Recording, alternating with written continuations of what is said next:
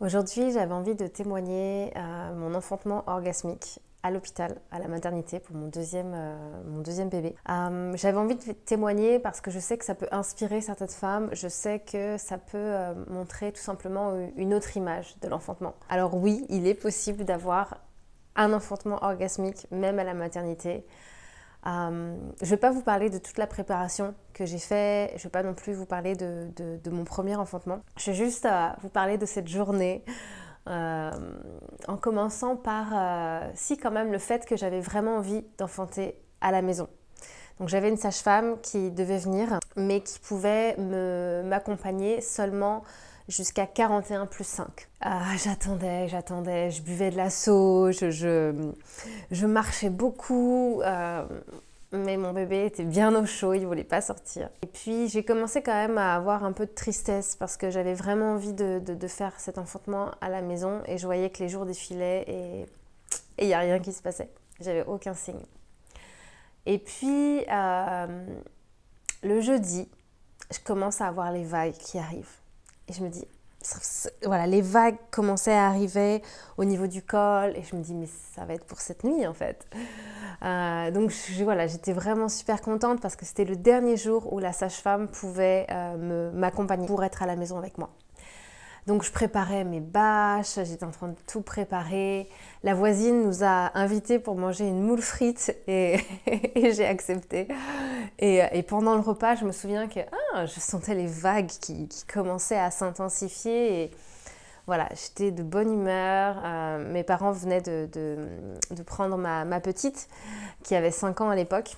Donc on avait vraiment la maison pour nous. Et le soir, il devait être 22h et je me dis bon, je vais aller m'endormir, je vais aller me coucher, me reposer. Comme ça, lorsque la fête va vraiment commencer, eh bien, je serai un peu reposée. Et donc, je me couche tranquillement et je me réveille le lendemain matin à 9h. Et voilà, tout s'était arrêté. Donc officiellement, je ne pouvais plus être à la maison pour mon enfantement avec ma sage-femme. Ça voulait dire qu'on devait aller à la maternité. J'avais été à la maternité 2 jours avant ou 3 jours avant et parce qu'en fait, ils voulaient me déclencher à 41 plus 3 le mercredi. Moi, c'était hors de question. En plus, tout allait bien, j'avais fait un monito, tout allait bien. Donc, j'avais pas envie de me faire déclencher. Le personnel voulait me proposer, voilà, voulait me déclencher, je voulais pas, donc ils ont appelé le chef de service pour pour m'expliquer, etc. Et puis pour, voilà, qu'on se mette d'accord sur le fait que je voulais pas être déclenchée. Mais il m'avait dit par contre, le vendredi, si vous avez toujours pas de naissance, vous venez à la maternité. Vous venez à 8h et on vous déclenchera. Alors, il était déjà 9h quand je me suis réveillée. Et puis, j'avais pas envie de me presser. J'avais pas envie de me mettre dans le speed. En fait, vite, il faut que je sois déclenchée. C'est aujourd'hui la date. Non. Donc, j'ai pris tout mon temps. Je me suis dit, bon, ok, ça sera pas à la maison. Je vais pas me mettre dans une mauvaise vibe ou dans la déception à cause de ça. Voilà, je vais quand même faire de ce moment un moment magique parce que c'est ce que j'ai envie. Et donc j'y suis allée vers midi avec mon conjoint. On est allé vraiment chill, avec la bonne humeur. Et je sentais que les vagues revenaient tranquillement, mais vraiment doucement. Donc on arrive et j'étais en train d'espérer qu'on allait avoir cette sage-femme qu'on avait vue 3 jours avant, qui s'appelait Mélanie, il me semble. Et elle a été super douce, elle était vraiment chouette. Et elle faisait aussi de l'acupuncture. Et on arrive, et c'était Mélanie, donc hurrah, c'était un bon signe pour nous. Et on nous donne la salle nature au nom de Jade. Donc j'ai trouvé ça joli. Grande fenêtre qui avait vue sur la forêt, donc j'ai trouvé ça bien. Et elle m'explique, et elle me dit que voilà, on a le choix, soit on fait un déclenchement avec l'ocytocine de synthèse. Donc pour moi, c'était un non. Soit on teste un décollement des membranes, soit je rentre chez moi. Alors, j'aurais pu rentrer à la maison, mais bon, ça faisait déjà un moment que j'attendais de donner naissance. Et puis, j'avais pris toutes mes affaires. Honnêtement, je me suis dit, bon, en fait, je m'étais mis dans l'idée que j'allais donner naissance ce jour-là. Donc j'ai accepté le décollement des membranes. Le décollement des membranes, elle m'a expliqué que dans un tiers des cas, ça permet de déclencher le travail. Dans un autre tiers, ça fait rien du tout. Et dans un autre tiers, ça peut générer des vagues et des contractions, mais sans qu'il y ait de véritable travail. Mais moi, je sentais déjà que ça travaillait. D'accord ? Je sentais que j'avais les vagues qui commençaient petit à petit. Mais j'ai quand même accepté. Donc je m'allonge, je respire bien profondément.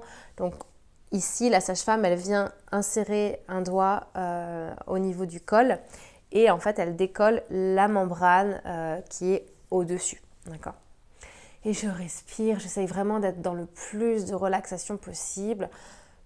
J'essaye vraiment d'être dans l'ouverture le plus possible pendant qu'elle me fait ça. Et elle me dit, vous inquiétez pas, c'est presque terminé. Et là, je me suis dit, la manière dont elle l'a dit, on a l'impression que c'est censé faire mal, d'accord ? Et moi, en fait, ça me faisait pas mal. Je respirais, j'étais dans la détente, mais c'était pas désagréable. Et je me suis dit, est-ce que je vais l'avoir, cet enfantement orgasmique que j'espérais tant ?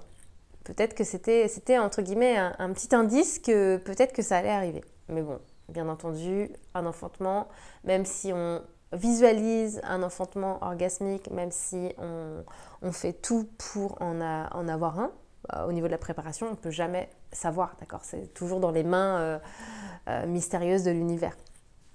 Mais voilà, ça m'a un peu mis la puce à l'oreille.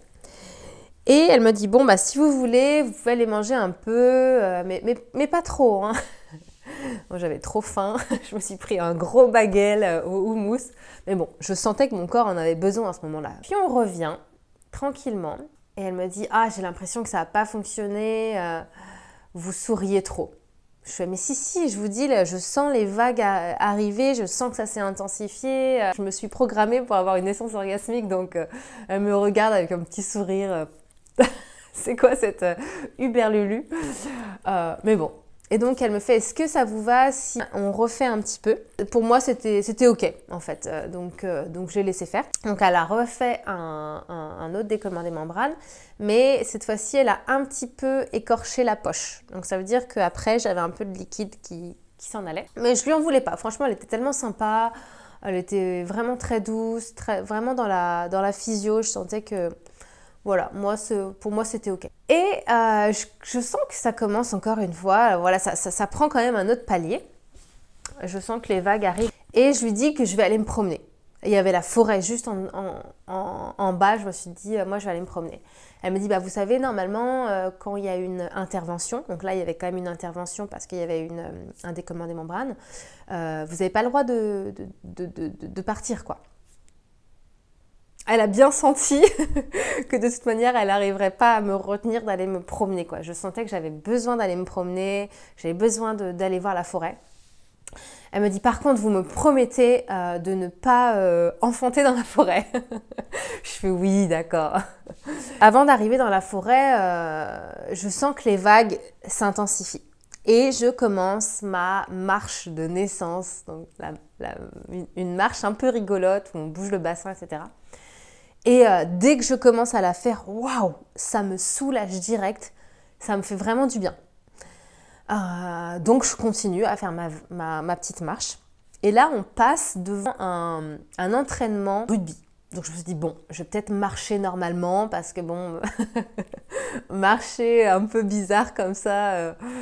Et en fait, dès que je marche normalement, là, c'est plus du tout agréable. Enfin voilà, je me dis, bon, c'est pas grave, je vais continuer à faire ma marche. Je sentais vraiment un pouvoir de transmutation de la vague. C'est-à-dire que lorsque je ne faisais pas cette marche, je sentais que ça me tiraillait, ça me faisait mal. Et dès que je faisais la marche, je sentais que ça se transformait et que ça me faisait même du bien. Donc c'était assez dingue, c'était vraiment le jour et la nuit. Et donc là, me voilà dans la forêt, je commence à me balancer, à m'accrocher aux arbres, à balancer le bassin. À un moment donné, je me mets à quatre pattes, je vois le soleil, je me dis, là ça serait un bon endroit pour donner naissance. Mais j'avais la petite voix de la sage-femme dans ma tête qui me disait, vous vous rappelez, n'enfantez pas dans la forêt. Donc, je suis retournée à la maternité à ce moment-là. La sage-femme me dit je pense pas que ça a vraiment fonctionné, que vous êtes vraiment dans la dilatation. Je fais si, là je sens que ça a vraiment pris une ampleur, enfin que je sens que les vagues sont intenses et je me suis préparée pour ça, donc l'ouverture de mon col n'est pas proportionnelle à mon sourire. Et oui, je souriais beaucoup et je sentais que ça me... voilà, c'était pas douloureux en fait, donc... Elle me laisse tranquille, la sage-femme, et là, on commence à s'installer vraiment pour de bon dans la salle. On met un peu de musique, on met un peu de Jack Johnson, je suis avec mon paréo, je commence à danser, puis à chaque fois qu'il y a une vague qui arrive, hop, je me mets à danser. Je me souviens qu'on avait un grand drap suspendu au plafond. L'album de Jack Johnson se termine. Là, on met du Ben Harper, quelque chose d'un peu plus intense et ça va vraiment avec l'intensité aussi qui se passe pendant l'enfantement.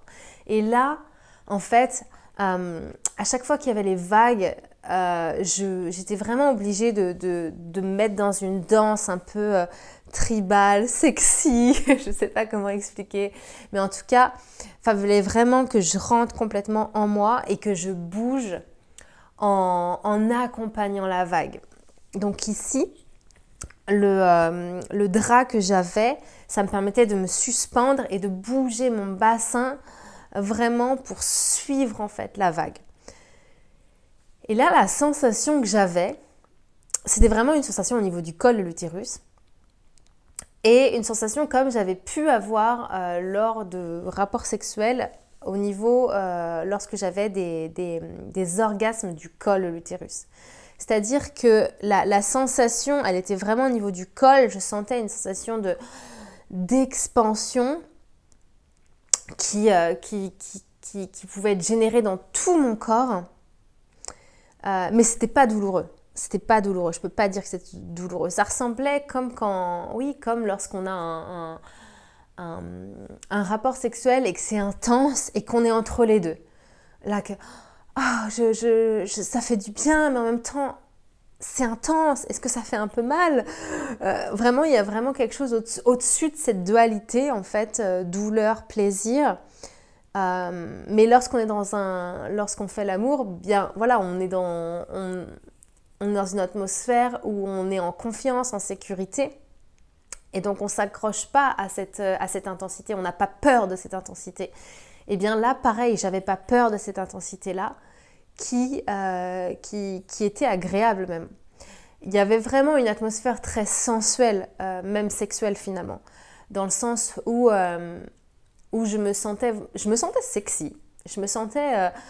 j'accueillais en fait les vagues de manière sauvage et il y avait vraiment cette atmosphère, je sais pas comment expliquer, c'est difficile à expliquer, mais j'étais définitivement dans une sorte de transe. À chaque fois que j'accueillais les vagues, il y avait une atmosphère de transe, une atmosphère où j'étais ailleurs et en même temps très présente dans mon corps. Et ces sensations qui étaient des vagues qui venaient et qui venaient sans être douloureuses. Je ne les subissais pas du tout. Et je sais que c'est difficile à croire pour beaucoup de personnes, mais je ne subissais pas du tout les vagues. Je les accueillais les unes après les autres avec les mouvements, avec cette sensation d'ouverture. Et à un moment donné, je me suis souvenue que certaines femmes utilisent la masturbation pour contrer en fait la douleur de l'enfantement.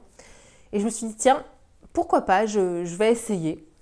Je vais essayer de me toucher le clitoris pour voir comment, est-ce que ça amènerait un confort en plus. Et en fait, moi, pas du tout. Moi, en fait, j'avais tellement les sensations agréables au niveau du col que me toucher le clitoris, ça me dérangeait même. Alors que je sais que certaines femmes se soulagent comme ça pendant l'enfantement.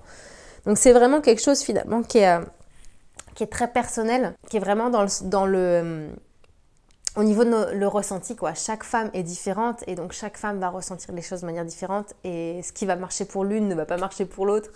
Moi, c'était vraiment la danse. J'avais besoin de vivre ça en dansant. À un moment donné, je dis à mon conjoint, enlève la musique de Ben Harper, là, je voulais plus. Je voulais la musique de méditation. Donc, il met la musique de méditation. Et la sage-femme arrive, elle me fait « Oh, j'aimerais bien quand même qu'on vérifie le cœur du bébé. Je vous mets le monito. Je vous propose de mettre le monito mobile. » Je lui dis « Bon, d'accord, si vous voulez. » J'étais entre la vague, là, entre les vagues, je pouvais parler. Je fais « D'accord, si vous voulez. Mais par contre, si le truc, il s'en va, je vais pas m'amuser à essayer de le remettre, d'accord? Moi, je suis dans mon truc, j'ai besoin d'être focus dans mon truc parce que je sens que c'est comme ça, en fait. C'est comme ça que mon corps, il veut vivre l'enfantement et c'est comme ça que je le vis bien. Elle m'a fait d'accord. Donc elle me le met, ah bah, ça n'a pas loupé. 5 minutes après, le truc, il a fait bling. En fait, j'ai eu une contraction de poussée qui est arrivée et qui m'a littéralement projetée à 4 pattes sur le lit. Et en fait, pendant 2 heures, j'étais vraiment dans une vague, dans une vibe sensuelle, etc. Et là, boum! Ah, ça arrive. Là, c'est le bébé, il arrive. C'est vraiment le petit boost d'adrénaline, ce qu'on appelle aussi la peur physiologique qui est arrivé. Et je suis là, le bébé arrive. Et là, la sage-femme, elle est quoi? C'est pas possible que ça arrive maintenant, quoi. Elle avait pas, j'étais encore dans la salle nature alors qu'ils étaient censés me déplacer en fait dans une autre salle pour accueillir l'enfant. Et du coup, elle fait bon bah je vais chercher mes affaires, le matériel. Elle fait attendez, je vérifie quand même si vous êtes bien à 10. Alors moi j'étais à 4 pattes, je lui dis bah je lui ai fait signe que si elle voulait vérifier c'était par derrière quoi. J'allais sûrement pas me mettre allongée sur le dos parce que je savais que si je me mettais allongée sur le dos, j'allais avoir mal. Alors que là, en suivant les vibes de mon corps, ça me faisait pas mal, quoi. Donc elle regarde, elle me fait bah vous êtes à 10, si vous voulez, vous pouvez pousser. J'ai mis un genou au sol et puis un pied au sol, un peu comme ça. Et en fait, je sentais que ça poussait tout seul, mais que j'avais envie d'accompagner aussi, quoi. Et là, par contre, je pouvais pas dire que c'était orgasmique. Ce moment-là de pousser, pour moi, c'était là où ça allait chercher dans mes ressources la force et la puissance. D'accord ? Là, j'allais chercher. J'étais obligée d'accompagner en fait la vague avec le son, d'accord, avec la voix. Et j'ai senti une première, hop, ça pousse. Je mets la main sur ma vulve et je sens la peau de ma vulve au-dessus de la tête de mon bébé. Et là, en fait, la sage-femme, elle re-rentre. Et il faisait déjà nuit. Et du coup, il y avait la lumière en fait du couloir qui m'a dérangée. Et j'ai senti la tête de mon bébé qui a fait... tu vois, qui re-rentrait, quoi. Et j'étais waouh. Et ça m'a vraiment dérangée cette lumière là. J'ai vraiment senti que du coup j'ai perdu quelques centimètres. J'aurais pu enfanter mon bébé sur 3 poussées et finalement ça a été 4, d'accord. Et du coup hop, il y a eu une poussée, puis une deuxième, la tête est sortie, j'ai senti la tête de mon bébé et ensuite il y a eu une autre poussée. Et là, j'ai accueilli mon bébé. C'était dingue, bien sûr. C'était juste magnifique. Fait de sentir mon bébé sur moi. Je l'ai pris. Je me suis posée voilà, dans le lit avec mon bébé sur moi. Le temps que je me remette de toutes ces émotions. Et quelques minutes après, mon mari me dit c'est quoi, c'est un garçon ou une fille? Parce qu'en fait, moi, quand j'ai pris mon bébé, j'ai vu que c'était un garçon, mais j'ai pas pensé à lui dire, en fait, parce que j'étais dans le... Je sais pas comment expliquer, dans l'amour, oui, dans la joie, mais dans dans l'émerveillement aussi. Donc la sage-femme nous a laissé un petit temps quand même, où on pouvait être tranquille. Mais après, elle est quand même venue pour qu'on puisse couper le cordon. Et il y a quand même une chose qui m'a un peu déçue, c'est que j'ai demandé à reprendre mon placenta. Et on m'a dit propriété de l'État. Propriété de l'État. Bon, je venais d'avoir un super enfantement. J'étais encore dans l'amour, dans l'ocytocine, enfin... Donc je me suis dit, j'avais pas envie de me battre à ce moment-là pour mon placenta. Mais ça m'a quand même déçue et ça m'a beaucoup questionnée aussi sur cette pratique en fait de prendre nos placentas et en plus de me dire que c'était la propriété de l'État. Mais bon, je me suis pas arrêtée là-dessus, je me suis dit bon, puisse mon placenta amener la lumière là où il y a besoin, là où il va aller. Et puis on est rentré dans notre chambre avec mon petit bébé là, tout mignon. Donc voilà. Je pense que j'ai oublié des petites choses dans ce récit. Par exemple, dans l'après-midi, la sage-femme m'avait fait de l'acupuncture pour justement faire en sorte que le bébé, qu'il y ait un déclenchement qui se mette en place. Ça, j'avais oublié. Et puis, j'ai aussi oublié de vous dire que la vue de ma fenêtre de la chambre nature, de la salle nature, c'était sur une forêt. Il y avait le coucher de soleil. Franchement, c'était la classe. Donc, j'étais en train de danser, voir le coucher de soleil sur la forêt. C'était trop bien. Et puis, il y avait une autre aussi petite anecdote, c'est que vers 20h, la sage-femme me dit « Bon, on fait les pronostics. À votre avis, votre bébé va arriver dans combien de temps ?»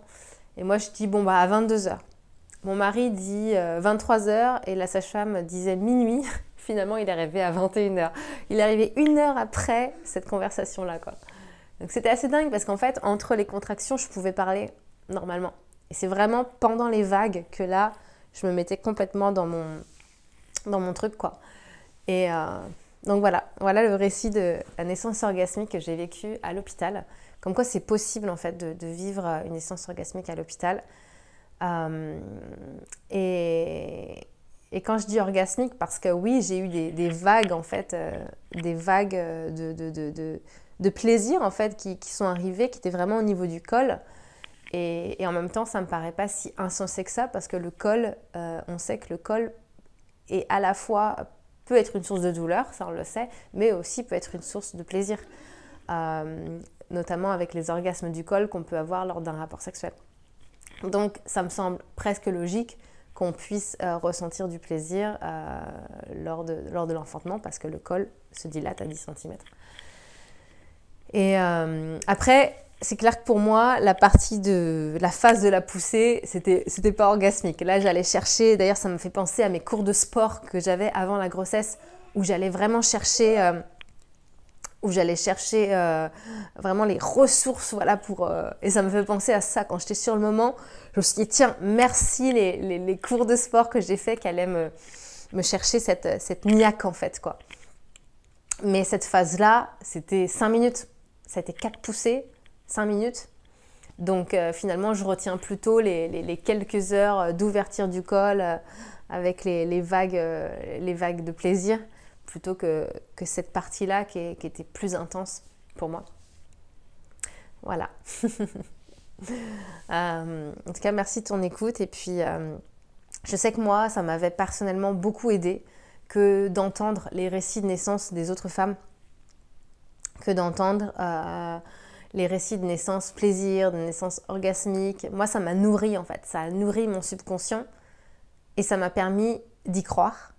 Et je pense que c'est aussi grâce à ça que ça m'a permis de le vivre. Parce que j'aurais pas pu, je pense, le vivre si je pensais que c'était impossible. Et comme je m'étais programmée pour y croire, eh bien, je l'ai vécu. Voilà, c'est mon cerveau, il se dit, bah oui, c'est possible, vas-y. Et voilà, quoi. Donc, je te souhaite un bel enfantement.